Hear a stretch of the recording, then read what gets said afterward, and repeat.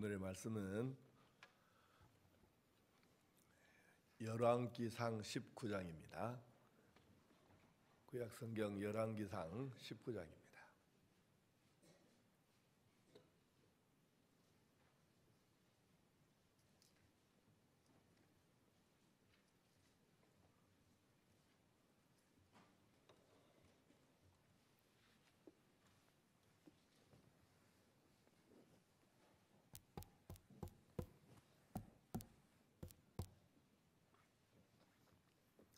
열왕기상 19장 15절에서 18절 말씀까지 교독합니다.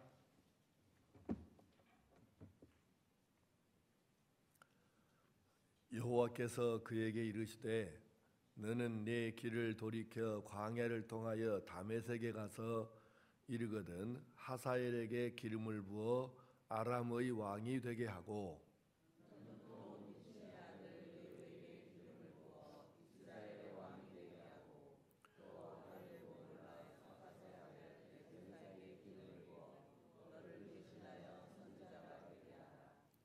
하사엘의 칼을 피하는 자를 예후가 죽일 것이요 예후의 칼을 피하는 자를 엘리사가 죽이리라.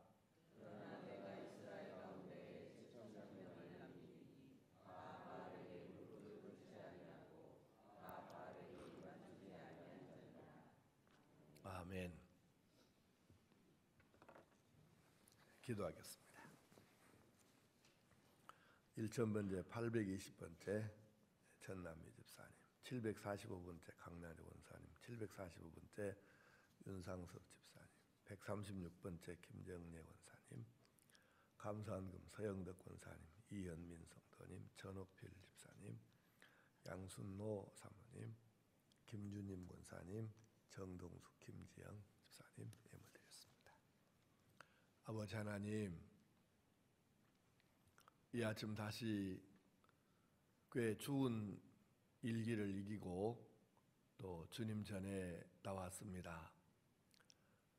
하나님 은혜를 사모하여 나온 만큼 하나님께서 그만한 은혜와 깨달음과 또 가르침을 주셔서 하나님의 사람으로 더 온전하게 서는, 그리고 우리의 신앙과 믿음이 한 단계 더 성숙해지는 복된 시간이 되게 하여 주시옵소서.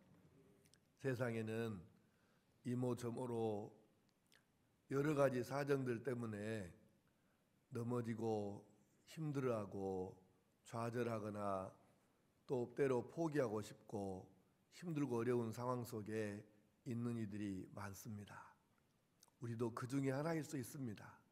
그러나 하나님께서는 언제나 다가오셔서 다시 손잡아 일으켜 주시고 하나님의 사람으로 다시 사역하기도 하시고 또 일도 맡기시고 더 큰 은혜와 감격 속에 또 세워주시니 이 하나님의 은혜가 바로 나를 향하신 은혜임을 깨닫고 이 말씀 하루하루 아침 말씀 속에서 하나님께서 나를 향해서 베푸르시는 또 말씀하시는 그 사랑과 음성을 깨닫고 새롭게 결단함으로 놀라운 은혜의 삶을 살게 하여 주시옵소서.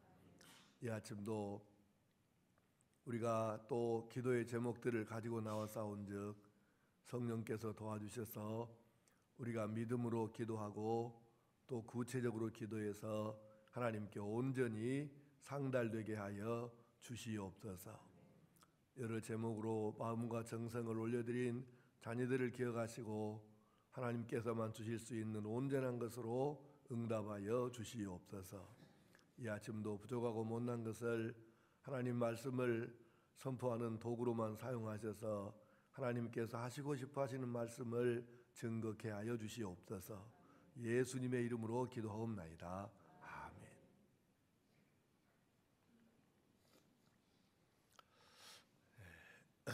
첫날 제목이 무엇이었을까요?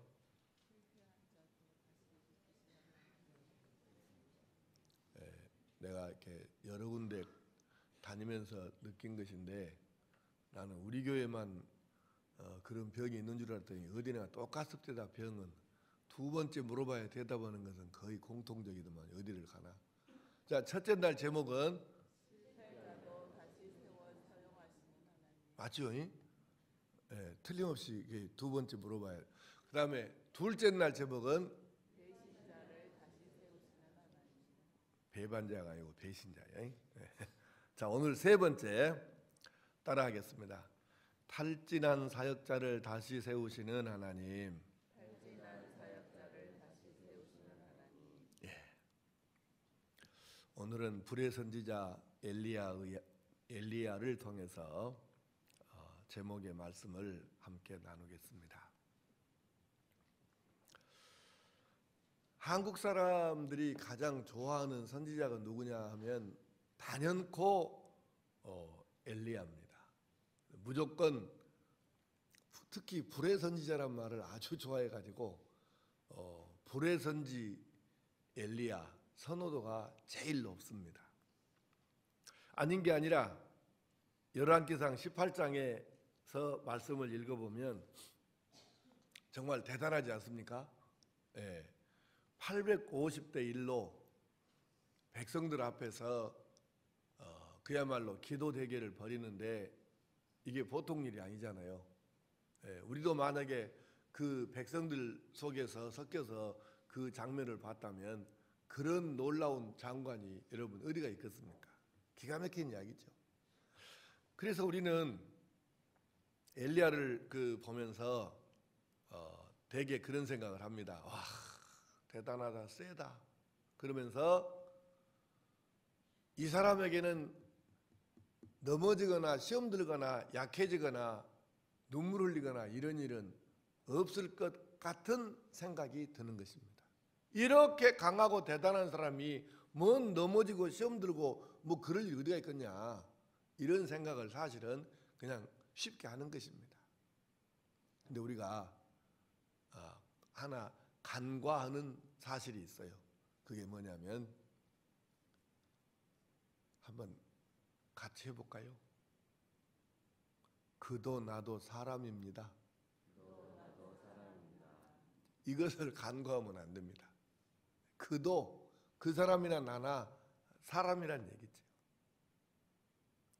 그렇게 강했던 이 엘리야도 지속적이고 강한 아합과 이세벨의 핍박을 받으며, 특별히 자기 생각에는 850대 1로 싸워갖고 자기가 여호와의 신, 하나님의 신을 인해서 이긴 다음에 850명을 모조리 다 죽여버렸습니다.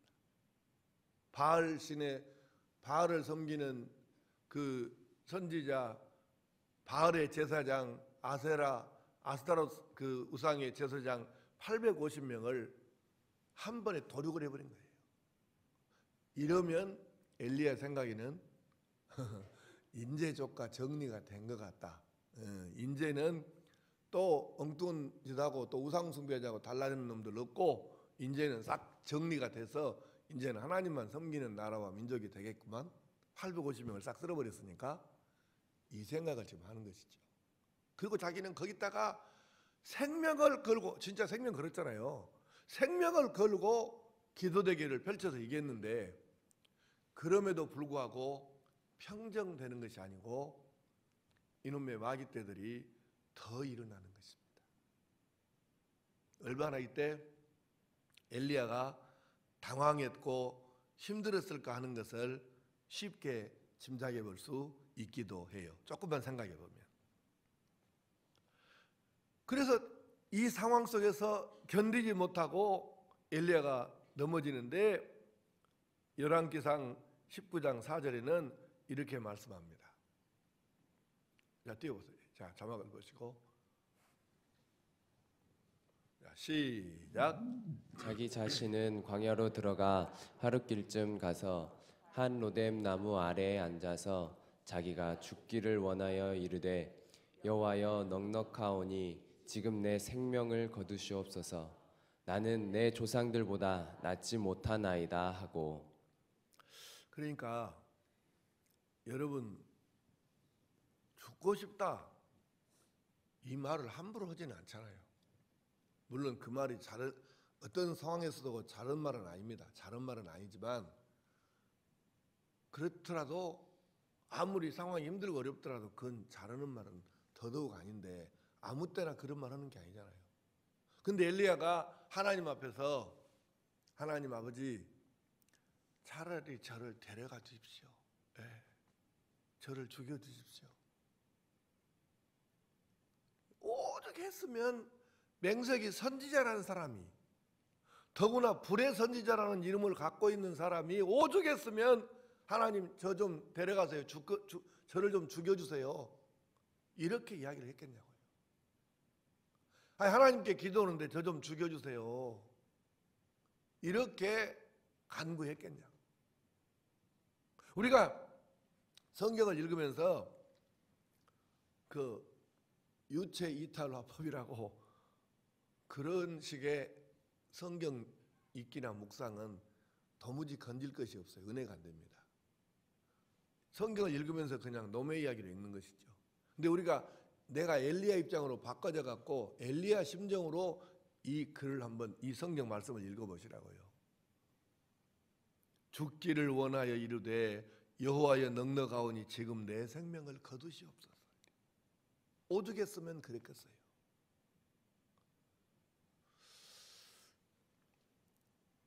근데 여러분, 오늘 이 아침에 여러분과 함께 나누고 싶은 말씀은 사실 세상에는 이 엘리야 같은 심정을 가진 사역자들이 사실은 무수히 많다는 것입니다.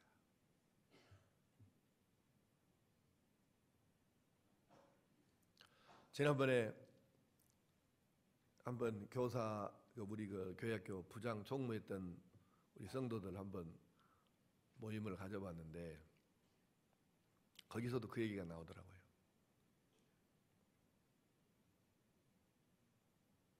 교회학교 교사들 이렇게 힘들 때 탈진 상태일 때 회복시켜주는 프로그램이 있었으면 좋겠다. 이런 건의도 있고요. 사실은 모든 사역자들에게 주어지는 문제이기도 합니다. 특별히 선교사들의 탈진 문제는 매우 심각합니다. 그런대로 괜찮은 나라에서 사역하는 이들도 있지만 영적으로 그 나라나 지역에 따라서 정말로 그냥 마귀떼들이 득실거리고 이렇게 날뛰는 것을 거의 웬만한 사람들은 느낄 수 있을 만큼 그렇게 강한 데도 많거든요. 근데 거기서 사역하는 선교사님들이 이제 우리 한국으로 말하면 어떤 집회도 참석하고 또 자기 그 훈련, 자기 치유 이런 회복 프로그램을 본인이 스스로 하는 것을 터득을 하고 있으면 관계가 없는데 이것이 없이 현장에 투입되어 나오면 정말로 이게 정말 어렵습니다. 그래서 선교사들이 거의 이제 어떻게 할 수가 없으니까 이제 본국으로 한국으로 귀국한 선교사들을 몇 사람 만나봤는데 표현하기가 쉽지 않을 만큼 그렇게 완전히 탈진 상태에 갖고 엘리야보다 훨씬 더 심각한 상태에 있는 거예요. 그래서 우리가 선교사님들을 그러니까 이제 이 얘기는 여러분이 이해를 하는 분도 있고 못하는 분도 있겠지만 그래서 선교사님들도 이 목회자들도 7년에 한 번씩은 1년씩은 쉬면서 다시 영적으로 회복할 수 있도록 기회를 가져야 된다 해가지고 안식년 제도라는 것이 있는 거예요. 물론 나도 안식년을 한 번도 34년 동안 써먹어 본 적은 없습니다. 그리고 내가 당회에서 나는 그냥 안식년 안 하려니까 내가 1년에 한 차례 외국에 나가서 이렇게 한 바퀴 돌고 오는 것으로 내가 대체하려니까 그렇게 예산을 좀 세워달라 해서 내가 우리 교회에서 10억이 넘는 예산 가운데 유일하게 내가 쓸 수 있는 돈이 있습니다. 그게 1년에 500만 원 지금 교회에서 세워준 건데 그거는 내가 그냥 국내에 있으면 쓰지를 않고 외국에 나갈 때 500만 원 한도 내에서 쓰는 돈이 내가 유일한 돈입니다. 그게 바로 난 안식년을 대신하는 프로그램이에요. 근데 목사도 선교사도 똑같습니다. 사역을 하다 보면 그런 상황이 올 수도 있는데 회복을 어떻게 하느냐는 것이에요. 그러면 목사, 선교사만 그렇고 나머지는 관계가 없냐? 아닙니다. 평신도 사역자들도 똑같습니다. 어쩌면 목사, 선교사보다는 낫죠. 왜냐하면 목사님들이나 선교사님들은 현장을 놔두고 떠나기가 쉽지 않거든요. 그리고 그 닥치는 상황이 특별히 어디 가서 더 나은 데 가서 뭘 해보기가 어려워요. 근데 평신도들은 여러분들은 목사한테도 갈 수 있고 한국에서 다른 이런저런 곳에 목사한테 의논해서 상담해서 갈 수도 있고 그냥 말 않고 가만히 가는 사람도 있지만 어쨌든 그럴 수도 있습니다. 조용기 목사님이 얼마나 여러분 대단한 분입니까? 세계를 휩쓸고 다니는 분 아니에요? 능력 있는 종이라고 하고. 근데 얼마나 이분도 힘드냐면 특히 자기 그 두 아들들 때문에 아주 진절머리 나게 아주 힘들고 고생을 했고 몸이 감기만 들어도 국내에서는 치료를 못하는 것입니다.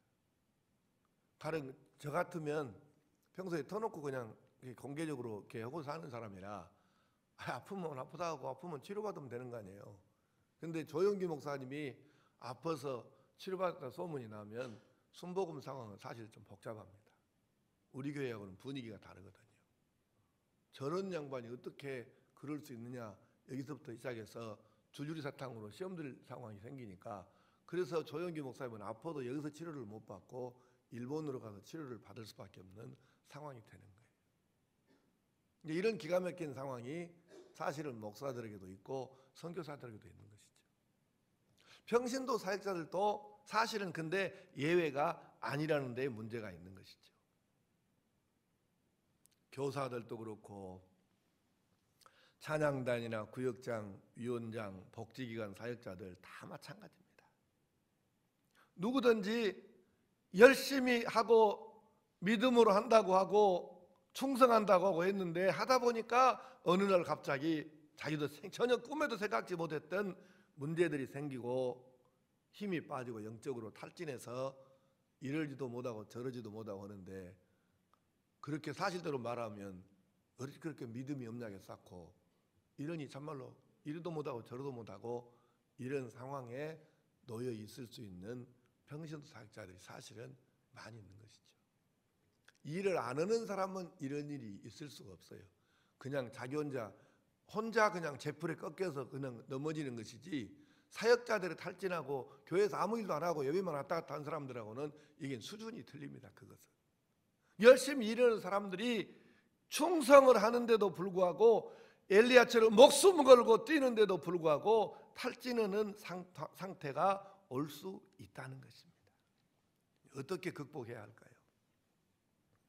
우선은 하나님께서 먼저 다가오십니다. 열왕기상 19장 5절에서 8절까지 한번 같이 보겠습니다. 자, 시작. 로뎀 나무 아래에 누워 자더니 천사가 그를 어루만지며 그에게 이르되 일어나서 먹으라 하는지라. 본즉 머리맡에 숯불에 구운 떡과 한 병 물이 있더라. 이에 먹고 마시고 다시 누웠더니 여호와의 천사가 또 다시 와서 어루만지며 이르되 일어나 먹으라. 내가 갈 길을 다 가지 못할까 하노라 하는지라. 이에 일어나 먹고 마시고 그 음식물에 힘을 의지하여 40주 40야를 가서 하나님의 산 호렙에 이르니라. 아멘. 본론 아닌 말씀을 잠깐 하고 이 부분의 본론에 들어가겠습니다. 8절에 보면 이에 일어나 먹고 마시고 그 음식물의 힘을 의지하여 40주 40야를 가서 하나님의 산 호렙에 이르니라. 이렇게 나와요. 근데 이거는 그런 불의 선지자가 뭔 음식물의 힘에 의지해서 먹는 것 힘 갖고 40주야를 행했다고 하면은 조금 좀 우습지 않습니까? 그런데 성경은 분명하게 뭐라고 하냐면 음식물의 힘에 의지해서 갔다는 거예요. 그러니까 다 그런 건 아니지만 순복음교회 교인들이 조금 좀 그래요. 목사도 사람인 게 아파서 넘어질 수도 있고 교통사고 날 수도 있고 암 걸릴 수도 있고 그럴 수 있다고 생각하고 그렇게 봐줘야 되는데 그것을 못 하는 거예요. 그러니까 조인규 목사님이 치료받으려면 국내에서는 못하고 외국으로 간다. 이게 웃기는 얘기잖아요. 여러분 아무리 영적인 사람도 안 먹고는 못 살고 영양 공급 안 해주면 자빠지고 쓰러집니다. 그러니까 무조건 일단은 영적인 일을 하는 사람도 건강 잘 챙기고 잘 먹어야 됩니다. 너무 배가 많이 나오면 안 되고. 하여간 음식물의 힘에 의지해서 갔다는 이야기를 여러분 그냥 쉽게 생각하지 말고 조금 더 의미를 두고 한번 나중에 따로 한번 여러분이 묵상해 보시고요. 이제 본론입니다. 이래서 이제 로뎀나무 아래 누워서 자고 있는데 이제 자고 있다는 얘기는 힘 빠져갖고 그냥 아무것도 하기 싫고 만사가 귀찮으니까 그냥 누웠다는 말입니다. 자는 게 그냥 누워 있는 것이죠. 탈진해 갖고. 그런데 그때 하나님께서 찾아오시는 거예요. 천사를 보내서 먹을 것을 공급하시고 먹어라.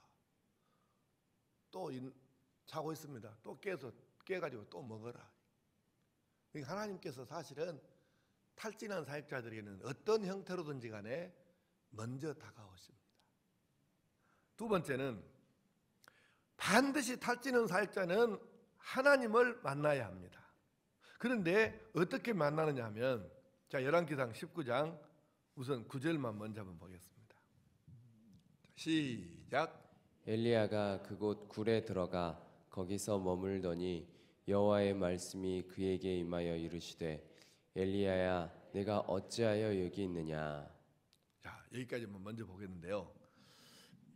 여호와의 말씀이 그에게 임하여 이르시되 무엇이 임하였어요? 말씀이 임하는 것입니다. 하나님의 말씀이. 근데 여기서 우리가 항상 사람들이 착각을 많이 하는데 성도들이 하나님하고 말씀을 동일시해서 해석하면 거의 대부분 해석이 맞습니다. 그러니까 이 말은 여호와의 말씀이 임하셨다는 얘기는 뭔 말이겠어요? 하나님이 임하셨다는 얘기죠. 그러니까는 말씀이 임하였어요. 다시 말하면 오늘날 어떤 사람도 결국은 탈진한 사역자든 아니든 간에 누구든지 간에 하나님을 만나는 것은 우선 말씀으로 만나는 것입니다. 아멘. 말씀으로 만나는 것입니다.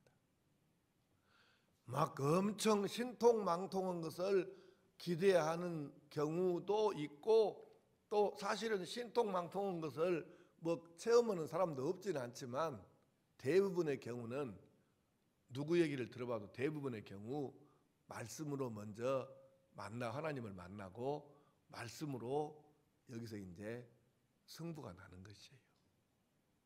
이 원리를 꼭 기억하고 살아야 됩니다. 그러니까 아무리 힘들고 그냥 누워서 딸싸하기 싫고 그냥 만사 귀찮고 포기하고 싶고 이런 상태에서도 그래도 성경을 손에서 떼면 안 되는 이유 이걸 떠나가지고는 회복이 거의 불가능하기 때문에 그게 하나님의 말씀이에요. 그리고 이제 10절부터 조금 깁니다만은 한번 읽어보겠습니다. 10절부터 자 띄워보세요. 자 천천히 내용이 아주 길어요. 그러니까 천천히 뭔 말인가 그 줄거리 파악을 하면서 읽습니다. 시작. 그가 대답하되 내가 만군의 하나님 여호와께 열심히 유별하오니 이는 이스라엘 자손이 주의 언약을 버리고 주의 제단을 헐며 칼로 주의 선지자들을 죽였음이오며 오직 나만 남았거늘 그들이 내 생명을 찾아 빼앗으려 하나이다. 계속 읽으세요. 계속 떼어보세요. 예. 여호와께서 이르시되 너는 나가서 여호와 앞에서 산에 서라 하시더니 여호와께서 지나가시는데 여호와 앞에 크고 강한 바람이 산을 가르고 바위를 부수나 바람 가운데에 여호와께서 계시지 아니하며 바람 후에 지진이 있으나 지진 가운데에도 여호와께서 계시지 아니하며 또 지진 후에 불이 있으나 불 가운데에도 여호와께서 계시지 아니하더니 불 후에 세미한 소리가 있는지라. 엘리야가 듣고 겉옷으로 얼굴을 가리고 나가 굴 어귀에 섬에 소리가 그에게 임하여 이르시되 엘리야야 내가 어찌하여 여기 있느냐. 그가 대답하되 내가 만군의 하나님 여호와께 열심히 유별하오니 이는 이스라엘 자손이 주의 언약을 버리고 주의 제단을 헐며 칼로 주의 선지자들을 죽였음이오며 오직 나만 남았거늘 그들이 내 생명을 찾아 빼앗으려 하나이다. 여호와께서 그에게 이르시되 너는 내 길을 돌이켜 광야를 통하여 다메섹에 가서 이르거든 하사엘에게 기름을 부어 아람의 왕이 되게 하고 너는 또 님시의 아들 예후에게 기름을 부어 이스라엘의 왕이 되게 하고 또 아벨 무올라 사밧의 아들 엘리사에게 기름을 부어 너를 대신하여 선지자가 되게 하라. 하사엘의 칼을 피하는 자를 예후가 죽일 것이요 예후의 칼을 피하는 자를 엘리사가 죽이리라. 그러나 내가 이스라엘 가운데에 7,000명을 남기리니 다 바알에게 무릎을 꿇지 아니하고 다 바알에게 입맞추지 아니한 자니라. 아멘. 아멘. 자, 조금 길었습니다만은 여기 하나님과 엘리야의 그 적절한 단어가 좀 생각이 잘 안 나는데요. 하여튼 시각 차이라는 게 있어요. 입장 차이. 하나님과 엘리야 사이에 뭔가 같은 좀 이게 다른 게 있어요. 그러니까 엘리야는 하나님은 엄청난 분이시니까 능력도 엄청나게 역사하고 방법도 엄청난 방법으로 막 하시고 그것이 지금 엘리야 머릿속에 항상 있는 거예요. 그래서 하나님께서 그 엘리야의 생각을 고쳐주기 위해서 세 가지로 먼저 일을 하십니다. 하나는 크고 강한 바람이 막 몰아치는데 얼마나 바람이 셌으면 산을 딱 반으로 갈라버릴 정도로 세고 바위가 막 바람에 부서지는데 근데 하나님이 거기 안 계셨다는 거예요. 지진이 났습니다. 땅이 갈라지고 얼마나 엄청났겠어요.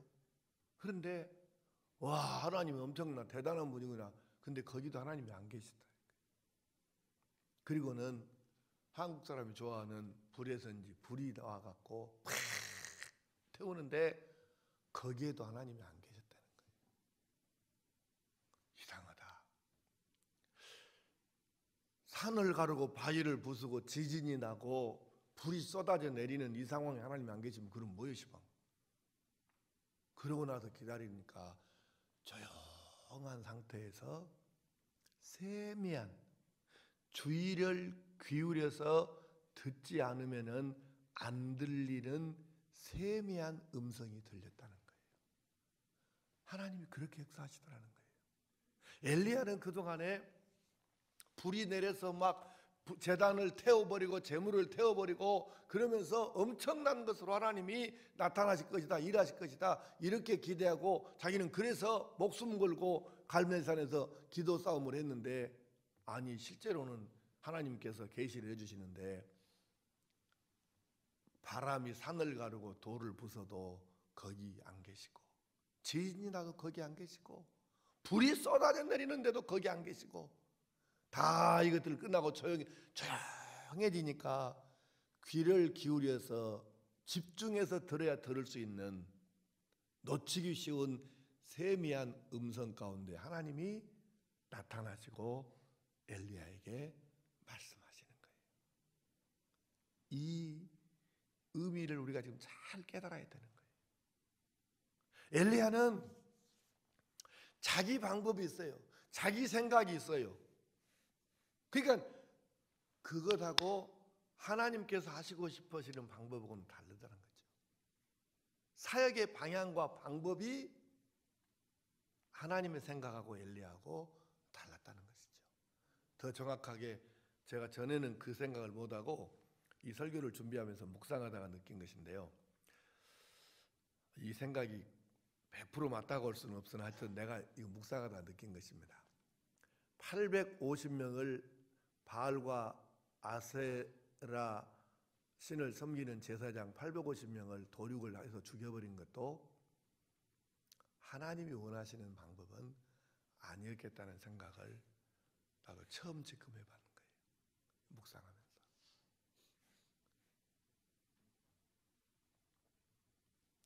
그러니까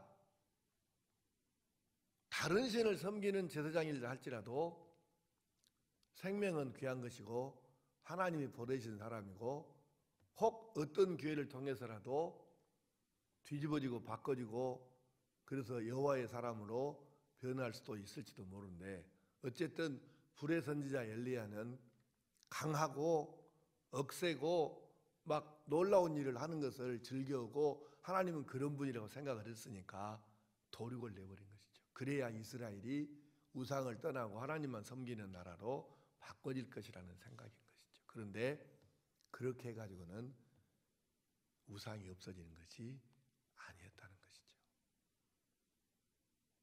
여러분, 그러니까 엘리야가 생각하는 사역의 방향하고 방법하고 하나님께서 생각하시는 사역의 방향하고 방법이 차이가 있었다는 거예요. 세 군데에 하나님이 안 계셨습니다. 세미한 음성으로만 들렸다는 거예요. 그래서 우리가 그렇구나, 내 소견에 옳은, 내 생각에 옳은 방향, 옳은 방법이 아니고 하나님께서 생각하시는 바로 그 방향, 그 방법을 내가 깨닫고 찾고 하나님하고 같은 방향으로 사역을 해야 되겠구나, 같은 방법으로 사역을 해야 되겠구나, 이걸 깨닫는 것이 참 중요해요.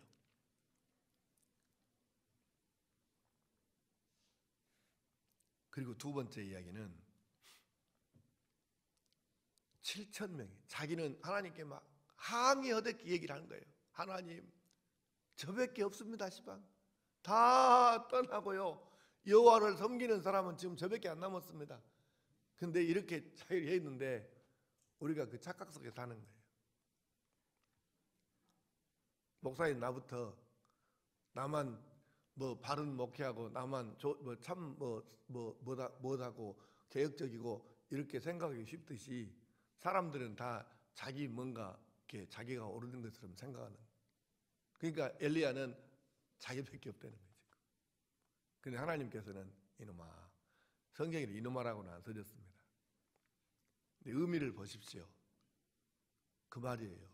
이놈아, 착각하지 마라, 이 자식아. 너 말고도 이놈아, 숨어서라도 신앙을 안 버리고 나를 따르고 믿는 백성이 7,000명이다 이놈아. 하나님께서 엘리야에게 하신 말씀이에요. 성경에는 아주 지금 점잖게 표현이 되어 있잖아요. 어쨌든 핵심은 뭐냐면은 이 녀석아, 너 말고도 7,000명 있어. 그러니까 교만하지도 말고 까불지도 말라는 것입니다. 그리고 너만 그런 것이 아니라 너 외에도 신앙을 지키고 사역자로서 애를 쓰다가 힘들어하는 사람 많이 있어. 너만 그런 것 아니야. 그거를 지금 얘기하시는 거예요. 그러면서 이 말씀의 결정적인 교훈은 뭐냐면 그 7,000명하고 네가 힘을 합해야 한다. 이걸 얘기하시는 거예요. 협력 사역을 하라는 것이죠. 내가 우리 교회에서 아쉬움을 느끼는 것 중에 하나가 뭐냐면 무엇을 이렇게 일을 시켜보면 꼭 독불장군식으로 혼자 하려고 하는 사람들이 대부분이에요. 위원장을 시켜도 상당 숫자는 위원회 회의를 통해서 좋은 안을 어떻게든지 간에 기도하고 묵상하고 또 연구하고 공부하면서 안을 합의를 이 좋은 안을 여러 사람의 모아갖고 하나를 만들어 보자가 아니고 위원장 하고 싶은 대로 하는 사람들이 꽤 많이 있습니다. 근데 또 이제 항변을 이렇게 얘기하면 목사님 속을 모르시면 말씀 그렇게 하면 안 돼요. 그게 아니고요. 회의를 모이자기도 안 온 게 그래요. 이제 이렇게도 말하는 사람도 있겠죠. 어쨌건 내가 우리 교회에서 34년째 지금 섬기면서 느끼는 것 중에 하나입니다. 뭘 몇 개는 혼자 자기 생각을 하는 거예요. 근데 그거는 아주 옳지 못한 자세입니다. 매우 비성경적이고 사역자는 항상 그것을 기억을 해야 됩니다. 그래서 우리가 7천 명이 왜 있느냐는 것이죠. 예. 하나님께서 그들하고 독불장군식으로 하지 말고 동역하고 협력해서 함께 이 일을 치루라는 것입니다. 결국은 엘리야는 이 과정을 거쳐서 다시 일어서는데 이제 이미 여러분이 눈치를 어느 정도 챘을 거예요. 역시 탈진한 사역자에게도 해답은 오직 하나님, 오직 예수님입니다. 아멘. 어저께 내가 교구장들한테 문자를 하나씩을 보냈어요. 그랬더니 송장님이 아주 은혜스러운 이 문자를 답을 나한테 보냈어요. 그러니까 요 핸드폰 문자에다가 첫 글자를 뭐라고 썼냐면 오직 예수 딱 이렇게 내가 아주 송장님 은혜 받았어 나 그거 문자 보고 내가 처음 받아봤거든. 근데 딱 이거 무엇이 울리길래 이렇게 딱 보니까 오직 예수 그래갖고 그 다음 말이 써져 있는 거예요. 내가 아주 은혜가 되더라고요. 여러분 우리가 탈진한 사역자든 안 하는 사역자든 하여간 우리가 다 결국은 뭡니까? 결국은 보니까 하나님하고 부딪혀갖고 해결이 되지 사람하고 부딪혀갖고 해결되는 게 아니더라는 거예요. 그러니까 엘리야가 결국은 하나님하고 부딪혀갖고 이 탈진이 해결되고 문제가 풀어지지 사람하고 이게 아니잖아요. 하나님하고의 관계더라는 얘기 결국은. 오늘 여러분과 내가 세상 살면서 엘리야 또는 그 이상으로 힘들 수 있고 이제 사실은 내가 오래전에 그 선교사들 몇 사람 만나보고 탈진한 사람들 만나보고 와 진짜 너무 심하다. 그 정말 가슴 아픈 얘기거든요. 그래서 어쨌든 우리 교회는 이 건물을 이렇게 크게 짓는데 뭐 좋든 나쁘든 하여튼 그 선교사님들 와갖고 좀 무조건 돈 안 내고 편히 쉬었다 갈 수 있는 공간 하나는 무조건 만들어야 되겠다 해서 사실은 6층에다가 그렇게 뭐 좋다고 할 수는 없지만 게스트룸을 넣는 이유가 선교사님들을 위해서 만들어는 거거든요. 근데 정말로 그 선교사님들을 보면서 너무 마음이 아팠어요. 오직 복음, 오직 예수를 위해서 모든 걸 다 바쳐 정말 뛰는 사람들인데 이렇게 탈진해갖고 대책 없으면 정말 큰일이다는 정말 가슴 아픈 얘기예요. 그게 내가 그 얘기 다 표현을 할 수가 없는 것이 여러분이 그 얘기를 들으면 시험 들 정도로 탈진 상태가 심하더라고요. 그러니까 이런 상태는 누구에게나 우리 지금 사역자들도 평신도들도 똑같이 올 수 있는 그런 상황이라는 거예요. 그런데 해답은 뭐냐면 어떻게 해서든지 간에 결국 최종적으로는 하나님을 만나고 자기가 예전에 가졌던 선교사로 가기 전에 우리가 또 우리들로 말하면은 어떤 집회나 어떤 뭘 통해 그 프로그램 통해 가든지 간에 예수 영접하고 구원의 확신이 막 가슴에 차오르니까 눈물 흘리고 감격했던 그 상태를 회복을 해야 되는데 그 방법이 결국은 하나님과의 뜨거운 예수님과의 뜨거운 다시 만남이 아니고는 다른 것으로는 할 수가 없다는 것입니다. 우리 성도들도 똑같습니다. 그래서 어떻게든 간에 일어나야 되는데 하나님께서 먼저 다가오시고 하나님께서 말씀으로 우리에게 다가오셔서 만나주시고 그리고는 구체적으로 내 마음이 하나님과 1대1로 부딪혀서 이렇게 아니다 그것은 아니다가 사랑하는 내 종아 그것이 아니고 이렇게 한번 해봐야 돼야. 그래서 세 가지 답이 아닌 것을 먼저 보여주시고 조용히 했을 때 세미하게 나타나시고 말씀하시는 거예요. 그리고 너 혼자만이 아니야. 이걸 깨우쳐 주시는 거예요. 이걸 오늘 여러분도 나도 이것을 깨닫고 이 방법을 터득을 해야 합니다. 사역자도 결국은 사람이거든요. 그래서 엘리야가 일어서니까 회복을 하니까 하나님께서 바로 다시 일을 맡겨주시는데, 오늘 처음에 읽었던 본문 말씀입니다. 두 사람을 왕으로 새로 세우고 네 후임자 그 선지자도 세우고 뭐 그렇게 이제 하라고, 엄청 중요한 일이거든요. 이 사역을 다시 주시는 거예요. 그러니까는 회복하자마자 바로 전에 했던 일보다 훨씬 더 크고 중요한 일을 지금 맡기시는 거예요. 사랑하는 성도 여러분, 오늘 설교가 조금 길어졌습니다만은 이제 마치겠습니다. 다시 한번 따라하겠습니다. 그도 나도 사람이다. 다 사람이에요. 평소에 큰 소리 잘 치고 강하게 보이는 정우겸 목사도 별 수 없는 사람이고 다 똑같습니다. 그리고 탈진 상태는 모든 사역자에게 다 찾아올 수 안 올 수 있지만, 이제 자기 관리, 자기 신앙 관리가 평소에 잘 되는 사람은 안 올 수 있어요. 근데 올 수도 있어요. 그때 우리가 어떻게 할까?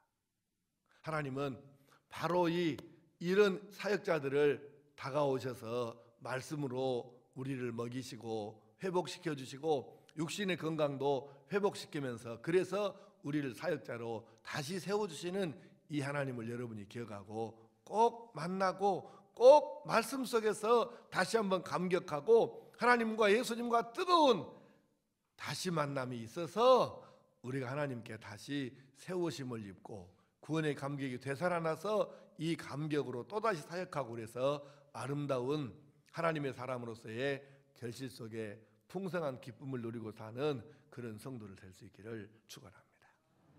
기도하십시다. 아버지 하나님, 엘리야가 그렇게 강하고 도대체 물러설 일이 없을 것 같은 선지자였는데도 불구하고 탈진 상태에 들어가자 그도 사람인지라 쓰러져서 그저 누워 있습니다. 그러나 알고 보면 이것이 혹시 나의 모습일 수도 있음을 깨닫고 엘리야에게 먼저 다가오셔서 육신의 건강부터 손봐 주시고 먹어라 먹어라, 그래서 음식물의 힘으로 40주야를 달려갔던 엘리야를 보면서 우리가 먼저 할 것이 무엇인가 생각하게 하시고 말씀으로 만나주시고 말씀으로 깨우쳐주시고 말씀 속에서 또 역사하신 그 하나님, 말씀에서 우리가 구원의 감격을 다시 회복하고 일어서서 언제 그런 일이 있었느냐는 듯 싶게 또 사역자로 불같이 사역하는 그런 하나님의 사람들로 살게 하여 주시옵소서. 이 아침 탈진한 사역자도 다시 세우시는 이 하나님을 우리가 마음으로 영으로 만나서 감격하고 다시 한번 새로운 하나님 주시는 힘으로 일어서는 복된 아침이 되게 하여 주시옵소서. 예수님의 이름으로 기도하옵나이다. 아멘. 주여 세 번 부르고 기도합니다. 주여 주여 주여